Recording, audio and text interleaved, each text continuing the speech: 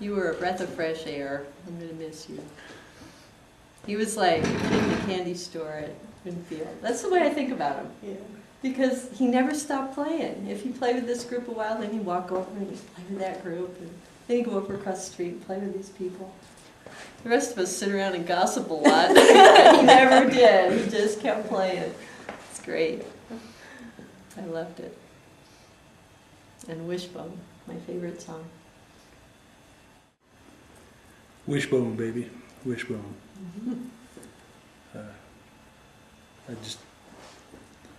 It was never quite Winfield until Tom got there, and he was always a little bit of a late comer. But when Tom showed up, I knew. We all knew that the party could really begin. Yeah, the Winfield sinusoidal curve, energy curve, along about Wednesday or so of the week, you're having such a great time, but you're starting to drag a little bit, and in would come Tom, pressed and fresh as a daisy, with his guitar and that god-awful mandolin. And he'd set his bags down, and we knew that the party could really start, and the fun roller coaster really started rolling at that point, you know. And boy, he could sing. Down Dallas, women standing up, beat the others lying down. God bless the pretty river, and any man that's run away. From the northeast Texas women, with the rock candy head. Tom's one of those people, you just fall in love with him first time you meet him. He's so wonderful.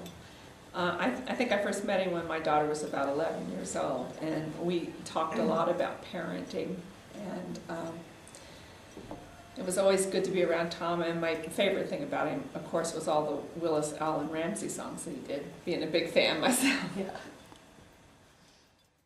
He could deliver a Boudreaux joke.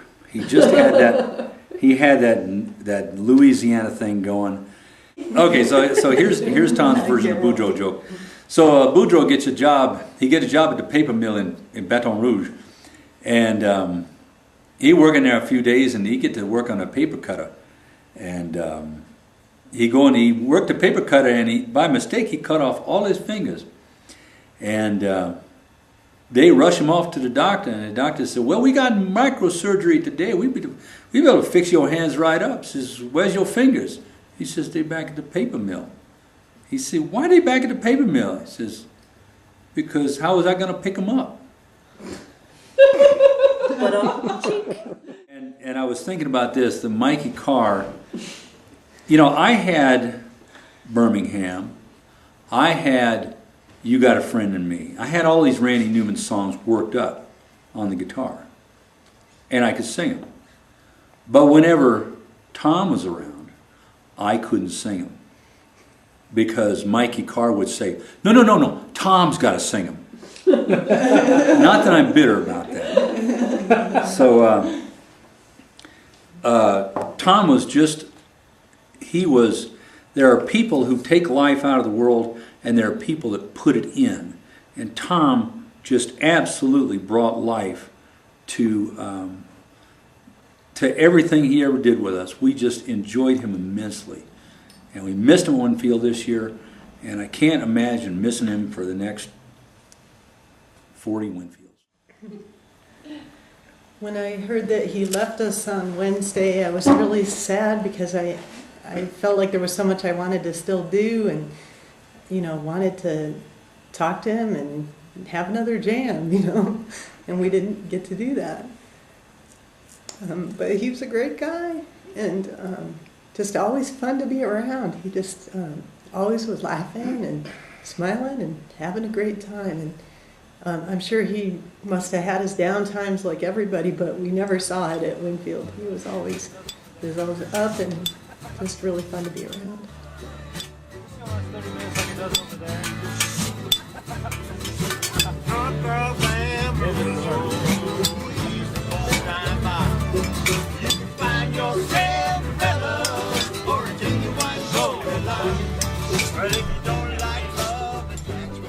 festivals like Winfield, at a jam, you would have something called a critical mass before the jam really gets going. And usually you got to have at least one really strong player, not just a player, but a singer and somebody that can drive the jam.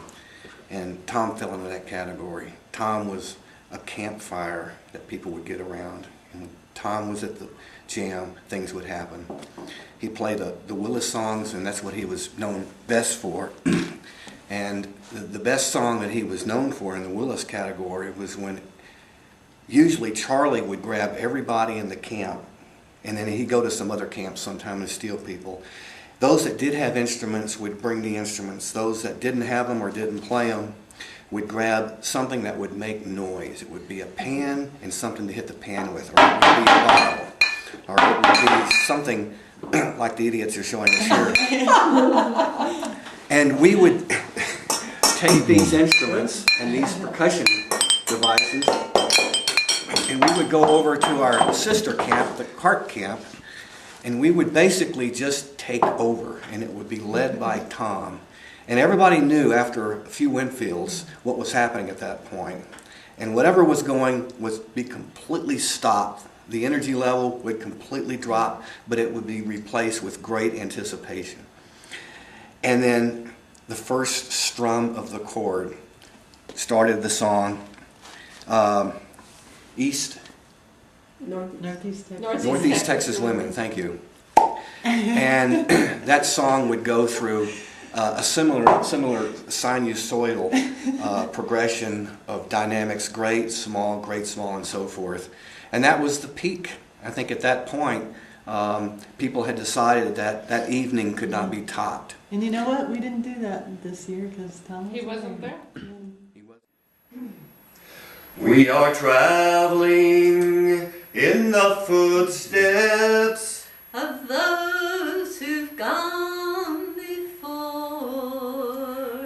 And we'll all be reunited on a new and silent shore. Oh, when the saints go marching in. go marching in. Oh, when the saints go marching in. Lord, I want to be in that number. When the saints go marching in. Oh, when the sun refused to shine. Oh, when the sun refused to shine. Lord, I want to be in that number. When the sun refused to shine.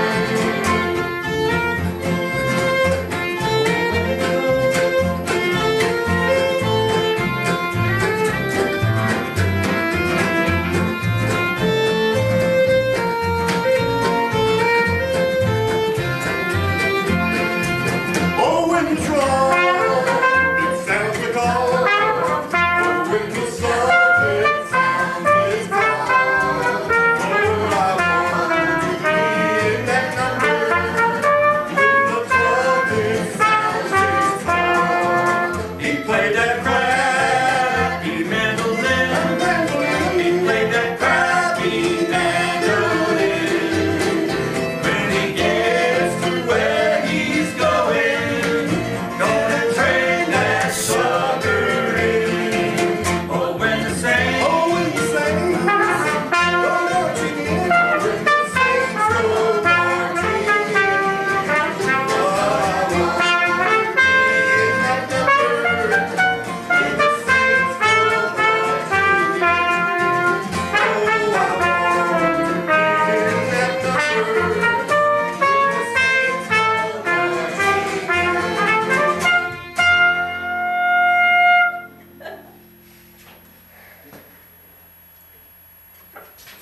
in. Here's to you, Tom.